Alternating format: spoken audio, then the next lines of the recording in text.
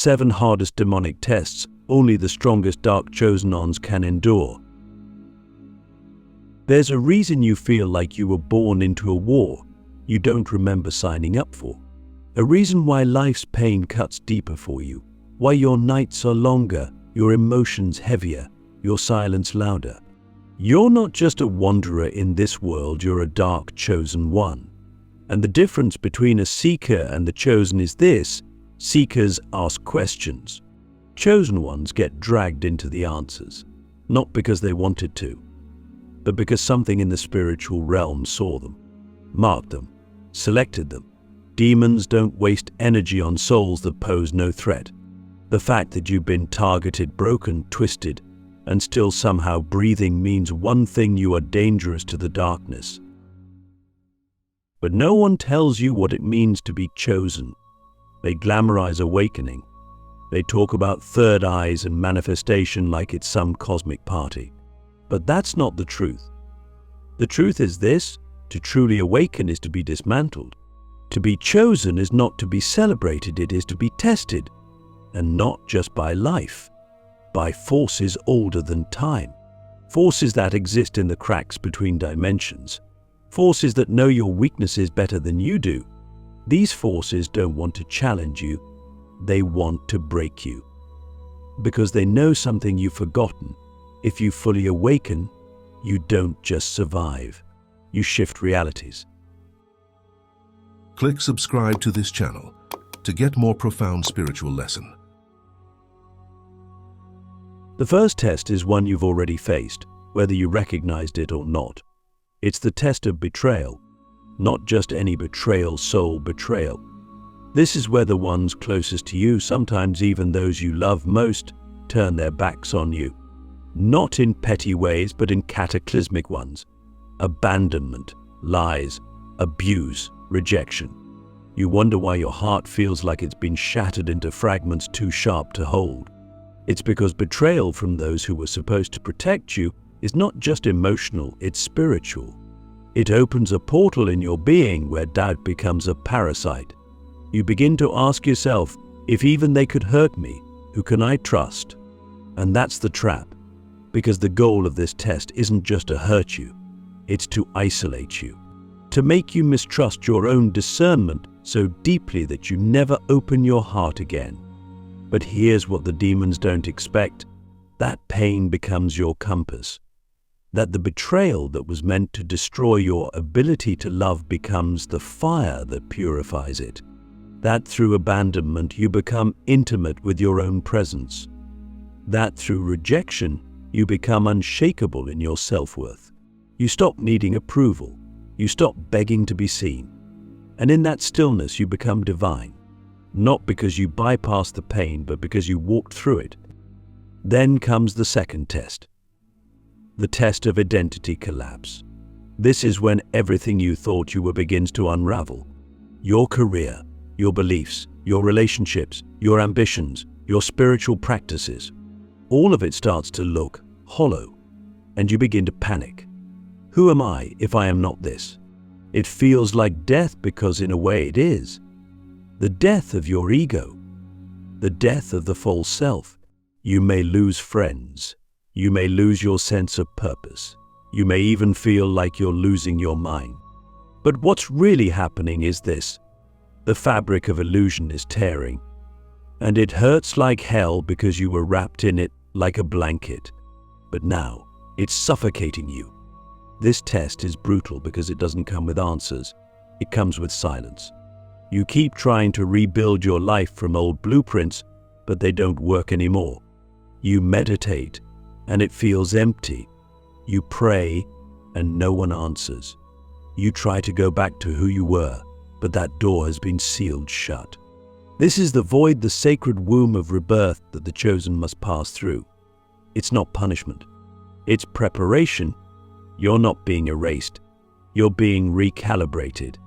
And if you can sit in that emptiness long enough, something begins to stir. A voice. A knowing. A truth that was buried beneath all the versions of you that were never truly you. The third test is the test of the false savior. This one is subtle. You've been broken, betrayed, and stripped of your identity. Now you're vulnerable. And that's when it shows up: the person, the teacher, the movement, the practice that feels like salvation. It speaks your language. It promises healing. It gives you hope. And for a time it works. You feel seen, understood, empowered. But slowly the cracks begin to show. Manipulation, codependence, ego. You realize you've traded one prison for another. And the hardest part, you wanted to believe. You needed to believe. And now you must face the fact that your desire to be saved made you blind. This test is not about the deceiver. It's about your willingness to give away your power. It's about the part of you that still wants someone else to carry your cross. But the truth is, no one can walk your path. No one can awaken for you. You must learn to differentiate between guidance and control, between resonance and dependency. The real savior is the one who points you back to yourself, not the one who demands your loyalty. And once you take your power back, the demon behind the false light disappears. Because it was never about the person. It was about the pattern. Now, let me ask you something raw, something most people avoid. What savior are you still waiting for? What part of you still hopes that someone or something outside of you will finally make you whole? Until you answer that, this test will repeat in many forms. Teachers, lovers, leaders, even spiritual ideologies. Because the test doesn't end when the deceiver is exposed. It ends when you no longer need to be saved. These are only 3 of the 7 tests, and already you've probably recognized yourself in these cracks. That's no accident. That's confirmation. The rest of the world is busy chasing comfort and calling it growth. But you were built for the fire. And the next test, it's the one that most chosen ones never speak about, because it forces you to confront something more terrifying than demons. It forces you to confront yourself. The soul mirror, why demons force you to face what you swore to bury. There's a moment in every dark chosen one's journey when the battlefield shifts. It stops being about the external chaos, the betrayals, the losses, or the illusions. It turns inward. And what you face isn't a demon with horns or a shadowy figure lurking in the dark. It's your own reflection. This is the 4th test, and perhaps the most devastatingly personal, the test of the soul mirror. And it's not about fighting anymore. It's about seeing, truly seeing. Because what you've buried, what you've disowned, what you've labeled as too ugly, too broken, too dangerous to love, that's what rises here. The demon doesn't come to possess you. It comes to show you yourself. This test doesn't come with warning signs. It usually arrives when you think you're doing well, when you've made progress, when you've healed just enough to start feeling safe again. That's when the mirror shows up. In a person, in a breakdown, in a repeating pattern that you swore you'd already conquered. And suddenly, everything erupts, not to hurt you, but to reveal you. Because here's the brutal truth. The parts of you that you've repressed are not gone. They are waiting for the moment you are strong enough to face them without shame. This is when you are forced to confront your inner child and realize that the protection mechanisms you built to survive your past are now sabotaging your future. It's when you see the manipulations you've justified, the lies you've told yourself, the pain you've projected onto others while claiming to be spiritual. No amount of crystals, affirmations, or mantras can shield you here, because the demon doesn't speak in distortion anymore. It speaks in truth. And the question you'll be asked is this: can you love the parts of yourself you were taught to hate? Most people run from this mirror. They numb it with busyness, with toxic positivity, with endless healing that never actually touches the root. But you can't afford to run because you're chosen. And chosen ones don't get to skip the deep work. If you want to rise, you must descend. You must dive into the murky waters of your own psyche and pull out the fragments of yourself you left behind when survival was more important than wholeness. And here's where the real twist comes in. The demon is not trying to destroy you with this mirror. It's trying to trap you. It wants you to see your ugliness, your shadows, your mistakes, and then hate yourself for them. It wants you to drown in guilt, to spiral in shame, to believe that your darkness disqualifies you from light. That's how it wins. Not by showing you the truth, but by weaponizing it against you. But if you can stand in that mirror and say, yes, I did that. Yes, I was that. Yes, I believe that. And I still choose to love myself, then something incredible happens. The mirror shatters, because nothing terrifies the shadow more than radical self-acceptance, not ego-driven denial, not fake humility, but deep, grounded, embodied ownership. When you stop hiding from yourself, you become invincible, because now there's nothing left to be exposed, nothing left to be used against you. You've emptied your closet and lit it on fire. You've reclaimed your soul. Let me ask you something now, and don't rush the answer. What part of yourself have you locked in the basement of your being, hoping no one would ever find it? What would happen if you let it speak? What if it wasn't a monster but a messenger? Because here's the paradox: the parts of you that you've been most afraid of are often the most powerful. The rage you suppress might be the fire that fuels your mission. The grief you avoid might be the key to your compassion. The jealousy, the insecurity, the fear, they're not enemies. They're exiled aspects of your divinity, waiting to be integrated. When you pass this fourth test, you don't just become more spiritual, you become whole. You stop performing enlightenment and start living it. You stop needing to be seen as good and start being real. And that's when the final 3 tests begin to surface.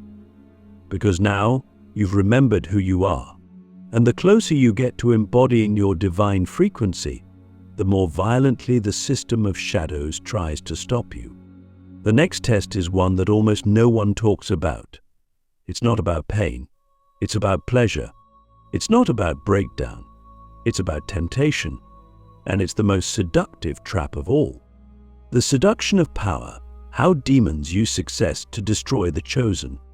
It's easy to spot a demon when it's tearing your life apart, when you're broken, abandoned, and crawling through the ashes of everything you thought was real. The presence of darkness is obvious. But what happens when the darkness comes dressed in gold? What happens when it offers you everything you ever wanted: recognition, influence, abundance, admiration? That's the 5th and most deceptive test, the test of power. And unlike the others, this one doesn't come with pain. It comes with pleasure. And that's why it's so dangerous. Because when a dark Koshan one survives the fire, integrates the mirror, and rises into their light, the world begins to notice. And just when you start to feel like you've made it, the seduction begins. This test doesn't feel like an attack. It feels like a reward. You start getting attention. Money flows. People quote your words. You're finally seen. And after everything you've endured, it feels justified. Like karma finally paid off, you begin to build a brand, a voice, a platform, a movement. But somewhere in that success, something subtle starts to shift.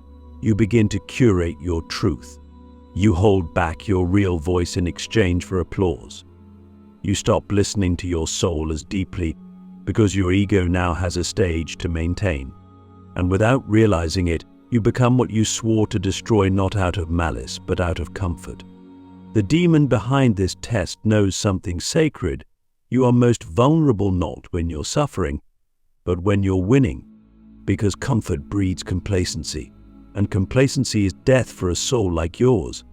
This is when you start to confuse visibility with value, when you start measuring your worth by how many people agree with you, follow you, support you.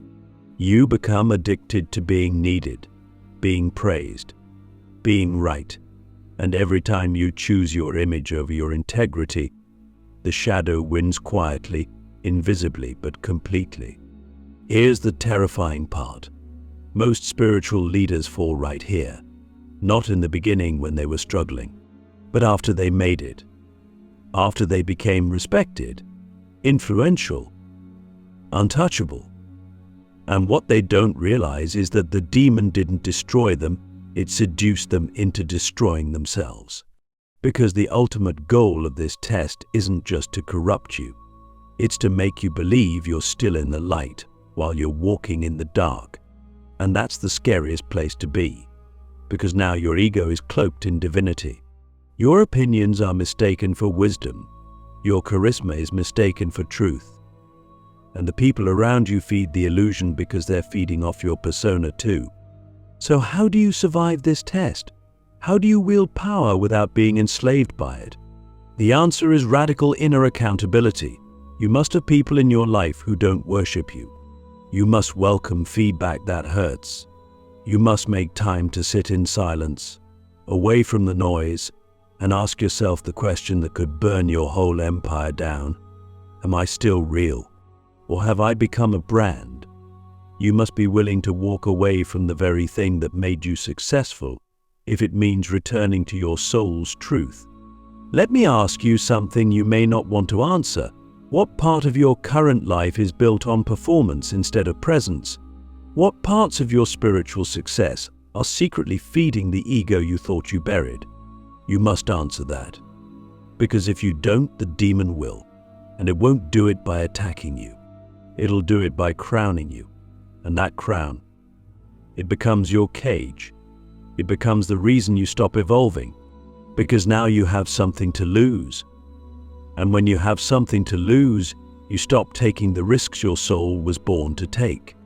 But if you can pass this test, if you can hold power with open hands and a clean heart, you become unstoppable. Not because you're perfect, but because you're pure. Because now power flows through you, not to you. And that's when the final two tests arrive. Tests that break most beings because they don't come for your image. They come for your essence. The sacred silence. Why the universe abandons you just before you awaken. There comes a point on the path of the dark chosen where everything goes quiet. Not the kind of silence that brings peace, but the kind that feels like abandonment. You pray and nothing answers. You seek signs and the world goes numb. The synchronicities vanish. The intuition that once felt like a river now feels like a dried-up well. And you panic. You question everything. Was it all in my head? Was I ever really guided? Did I misread the entire journey? This, right here, is the sixth demonic test, the test of sacred silence. And it is not a punishment. It is a rite of passage. But it will feel like death. Because it is the death of your need for confirmation. The death of your dependence on the external. The death of your spiritual training wheels.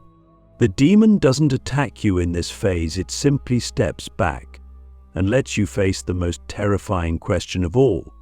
Can you still walk when the light is gone? This is the moment the universe seems to abandon you, but it's not abandonment, it's trust. Think about it. The teacher is silent during the final exam, not because they're cruel, but because they believe you already know. And yet, in our humanity, we mistake silence for betrayal. We confuse the absence of signs with the absence of love. But real growth doesn't happen when the universe is holding your hand. It happens when it lets go and watches to see if you'll still walk forward, even blind, even afraid, even alone. This is sacred ground, and most people turn back here.